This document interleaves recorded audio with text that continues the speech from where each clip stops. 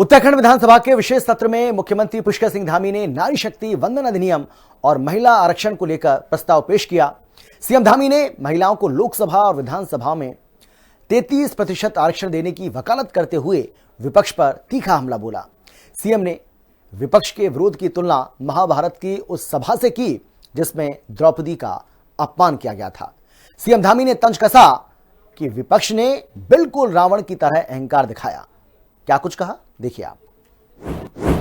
धामी सरकार ने बुलाया विधानसभा का विशेष सत्र। नारी शक्ति वंदन अधिनियम को लेकर प्रस्ताव पेश।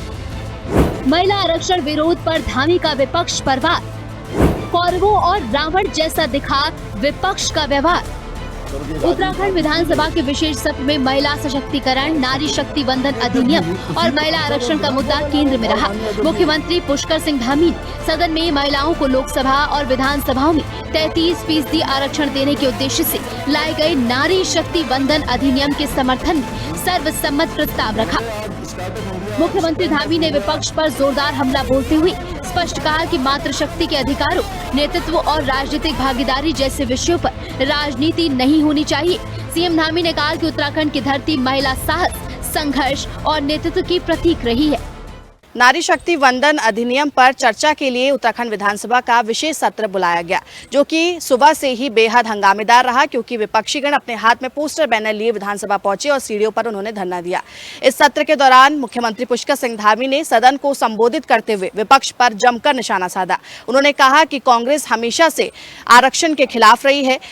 मुख्यमंत्री पुष्कर सिंह धामी ने सदन को बताया कि प्रधानमंत्री नरेंद्र मोदी ने 2023 में नारी शक्ति वंदन अधिनियम पास कराया था। महिलाओं को संसद और विधानसभाओं में 33% आरक्षण देने की दिशा में ऐतिहासिक कदम उठाया गया था। ये केवल प्रतिनिधित्व बढ़ाने की पहल नहीं, बल्कि नीति निर्माण में महिलाओं की निर्णायक भागीदारी सुनिश्चित करने वाला परिवर्तनकारी निर्णय था। सीएम धामी ने विपक्ष पर आरोप लगाया कि महिला आरक्षण जैसे ऐतिहासिक फैसलों पर विपक्षी दलों ने बाधा डालकर महिलाओं के अधिकारों के खिलाफ भूमिका निभाई। 16-17 अप्रैल को संसद में लाए गए संशोधन बिल का विरोध कर विपक्ष ने महिला विरोधी चेहरा दिखाया। इस कृत्य के लिए देश और प्रदेश की महिलाएं विपक्ष को कभी माफ नहीं करेंगी।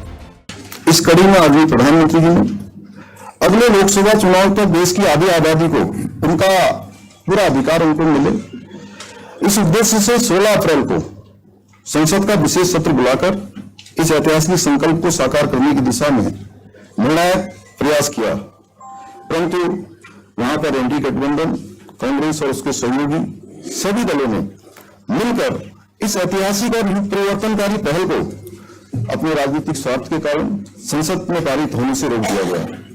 लोकसभा में संख्या बल के कारण जब बिल पारित नहीं हो पाया तो किस प्रकार से कांग्रेस पार्टी के युवा, उनके नेतृत्व में विपक्ष के लोग कैसे मेजे थपथपा रहे थे, किस प्रकार से तालियां बजा रहे थे, पूरे देश की मातृशक्ति ने उसको देखा।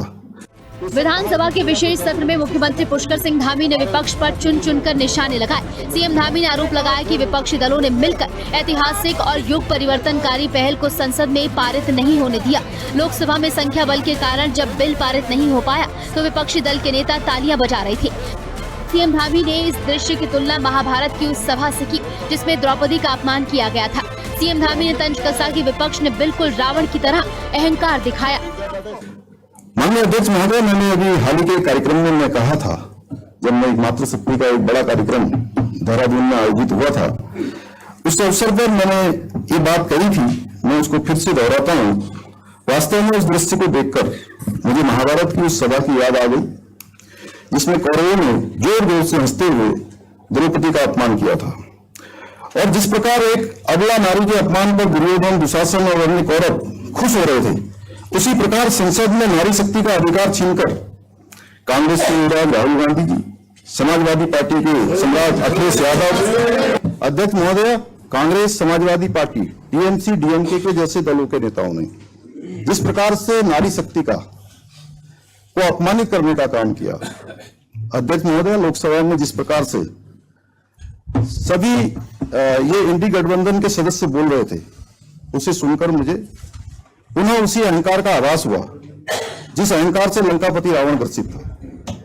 लेकिन हमारे कांग्रेस के साथी शायद ये भूल गए, तीनों लोगों को जीतने का दंभ भरने वाले अहंकारी रावण का पतन भी माता सीता के अपमान के कारण ही हुआ था।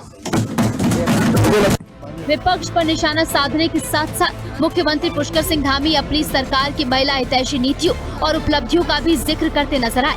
सीएम धामी ने बताया कि 2026-27 में लगभग 20,000 करोड़ रुपए का जेंडर बजट रखा गया। प्रदेश में 2,65,000 से अधिक महिलाएं लखपति दीदी बनी। सरकारी सेवाओं में महिलाओं के लिए 30% आरक्षण लागू किया गया। सहकारी समितियों में महिलाओं को 33% आरक्षण दिया जा रहा है। महिला स्वयं सहायता समूहों को 5 लाख रुपए तक ब्याज मुक्त ऋण दिया जा रहा है। एकल महिला स्वरोजगार योजना में 2 लाख रुपए तक सहायता दी जा रही है। लोहाघाट में 256 करोड़ की लागत से महिला स्पोर्ट्स कॉलेज बन रहा है। कुल मिलाकर उत्तराखंड विधानसभा का विशेष सत्र महिला नेतृत्व, सामाजिक न्याय, आर्थिक आत्मनिर्भरता और राजनीतिक प्रतिनिधित्व को नई दिशा देने वाला मंच बनकर उभरा। मुख्यमंत्री पुष्कर सिंह धामी ने स्पष्ट किया कि महिला सशक्तिकरण केवल घोषणा नहीं बल्कि शासन की प्राथमिकता है। धामी सरकार का दावा है कि उत्तराखंड मातृ शक्ति को नीति, नेतृत्व और विकास के केंद्र में स्थापित करने की दिशा में निर्णायक भूमिका निभा रहा है। मुख्यमंत्री ने विपक्ष पर जमकर निशाना साधते हुए ये बात कही कि लोकसभा के अंदर जो रवैया विपक्षी गणों का था वो उस अहंकार का एहसास दिला रहा था जो लंकापति रावण का अहंकार था। लेकिन विपक्षी गणों को ये भूलना नहीं चाहिए कि जब उन्होंने नारी शक्ति का सम्मान नहीं किया तभी उनका अंत हुआ था। देहरादून से कैमरा पर्सन विजेंद्र अतुड़ी के साथ मैं शुभांगी भट्ट, हिंदी खबर।